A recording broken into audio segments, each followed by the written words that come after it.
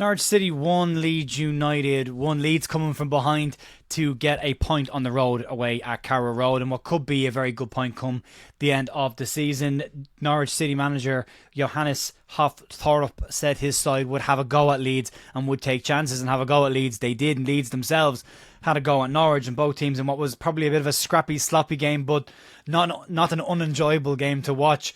Saw both teams cancel each other out, but a very entertaining game, and a game that sacrificed a bit of quality in order to put a bit of excitement and up and at 'em into a game of football, and it was great to see that in this game.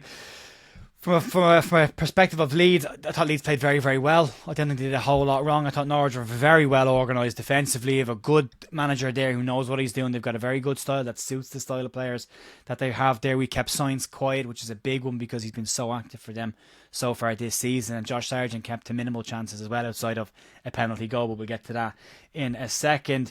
The first 10 minutes showed what kind of game we were going to get here. Both teams weren't sitting back. There was space. There was plenty of room to play in, and both teams had to go pretty early on. But the first goal did go to Norwich after a mistake from Joe Rodon. And he'd be disappointed in Joe that just a calmer head in that moment would suggest stand up and be big, and he slides in and gets done with a check back, and he just clips the player's toe away, and it's a penalty. And the goal is then scored by Josh Sargent, and Leeds have to come from behind, and Norwich did what you would expect most sides to do. And they sat back a little bit and they let Leeds have the ball, and they thought they'd see what Leeds would do. Leeds did still create chances. Willie Gnonto hitting the post with a reverse shot after a lovely bit of football on the right hand side of the park. Willie Gnonto involved in pretty much everything major that Leeds did today on the ball, and from an on the ball and off the ball perspective, a Heckenbottom one. Brendan Aronson's work rate today off the ball was phenomenal to try and make sure that Leeds could get players back in behind the ball, get their shape, delay counter-attacks, and help Leeds break again when they needed to go forward. So both of them were very good. But Willie Gnonto was always going to be involved in something in front of goal for Leeds tonight. He was very, very active. Then the bad news happens. Ilya Gruev goes off with a knee injury, another central midfielder. And although that is bad and it's not ideal right now, Leeds really stretch, and we would hope that it's only minor and Leeds aren't taking any risks with this. But we do get to see a Joe Rothwell out to Naka's central midfield partnership for the first time, and they get a good 55-ish minutes together. And from what we saw so far, very positive, huge amount of energy in that middle of the park between the two of them. The amount of running in short sprints they do to try and kick-start moves and get Leeds going again. That's an exciting looking partnership. The issue is you don't want any more injuries because it's pretty thin. It's Charlie Crew behind that now, and Leeds having two extra-additional midfielders in there this year still might be in a situation where they're really tight. But again, as I said, Willie Gnonto still involved towards the end of the half as well, getting plenty of the ball, trying to create things, and very good from an attacking performance wise for Leeds. Just not happening in front of goal. Leeds just not getting any clear-cut chances. As I said, I don't think that's necessarily down to how Leeds played tonight. I think it's more a case of just necessarily how the game was going and how very well Norwich had set themselves up out of possession to slow Leeds down, to frustrate Leeds, and maybe just let Leeds have the ball and just limit any opportunities that the Leeds would have. And they did it very, very well. The second half kicked off in Leeds Park, and you thought just a bit more fire now at the start of this half and hit them early. And it was Norwich that started the better of the two sides, hitting Leeds early, having a half chance that goes wide. Leeds themselves having some early chances in the second half as well. A Pascal Stroke header that's knocked down, cleared a little bit before Brendan Aronson smashes the ball. It then hits off Willie Gnonto and goes out of play. But Leeds were very much ready to have a go from that point on, and Leeds started to build and get back into the game and take over the game. And in the 58th minute, Leeds United made the breakthrough and got their goal in the game. Largi Ramazani scoring again for him. A lovely finish after, again, really good work by Hooder. Willie Gnonto. Ball into him. Lovely way to pass for Ramazani to roll the ball past the goalkeeper. And also should be pointed out, big shout out to Joe Rothwell. The amount of work he gets through to not let that move end. It breaks down a couple of times. Once from him misplacing the pass, but he's really quick to go and get that ball back and kick-start it again. And Rothwell's determination to get Leeds there is what we've been missing at times in the park, of just a bit more aggression in the right areas of the park to get Leeds going. When it's kind of there, we just don't want it to break down. So well done to Joe Rothwell there. The game moves on and Leeds get another chance again. It's a lovely layback from Willie Gnonto for Jayden Bogle to smash over the crossbar. And then the 80th minute, all the changes that kind of happened. We saw Pat Bamford make his return to the 11.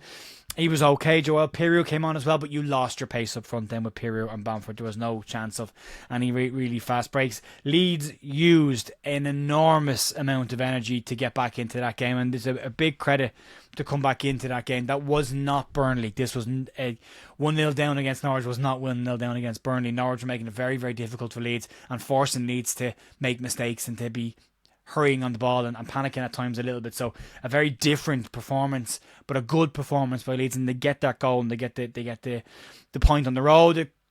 Another day, Leeds might have created more chances, but that's a decent Norwich side who played good football tonight when they had to, who put it up to Leeds, who got in our face, and we're getting plenty of other teams' faces when they played them this season as well. So this could end up being a really strong point on the road. Again, performance-wise, I thought we were fine. A bit sloppy in passing, but then I think that's down to the game state more than anything else. It was that kind of a game. They were on top of each other. There was a lot of fouls, a lot of yellow cards. The referee was not great either. Made a bit of a rod for his back early on. By giving out silly yellow cards for nothing tackles, and then when the bigger ones came, he was in a situation where he couldn't book players, and it was a bit of a mess from the ref. Not great, and definitely not great from a Leeds perspective.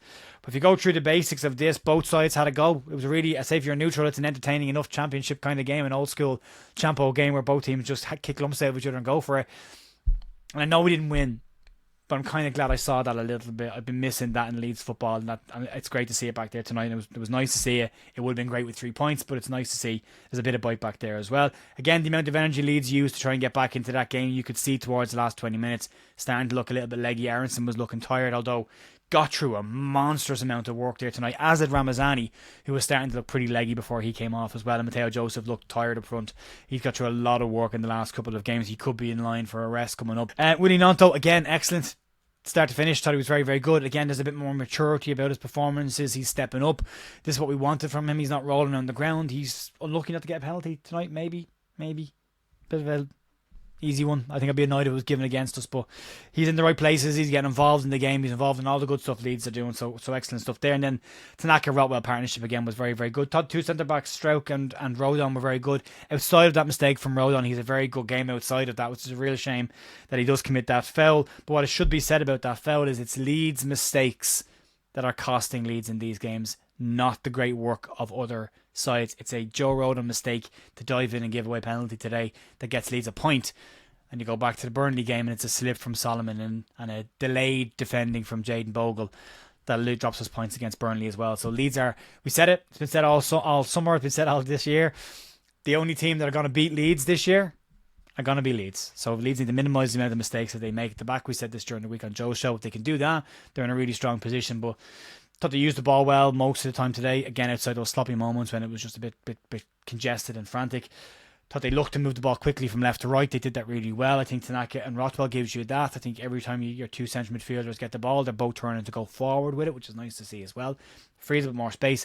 And against lesser sides, I think that they'll take teams apart in there and I think they'll look really, really strong. So looking forward to seeing that. You hope the injury to Gruev isn't that bad. He's been so good for us this season. He's gone under the radar and he's been undervalued in my opinion about how good he has been for Leeds defensively. But Leeds are a side that are not having to defend a huge amount, and now Tanaka can play in that deep lying six role but still be slightly more progressive than you've got from the other two players that can play there. So there's options, but no more injuries at this point would be fantastic, folks. So yeah, we'll take the point on the road.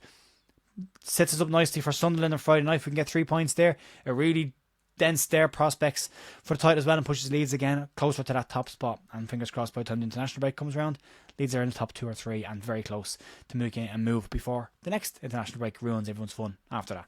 Folks, have a great evening for the rest of your day. If you're watching this outside of Europe, good morning, how are you? I'll be back tomorrow morning my time with the Leeds United news and we'll have a full panel discussion about the game tomorrow night. See you then. Talk to you later. Bye.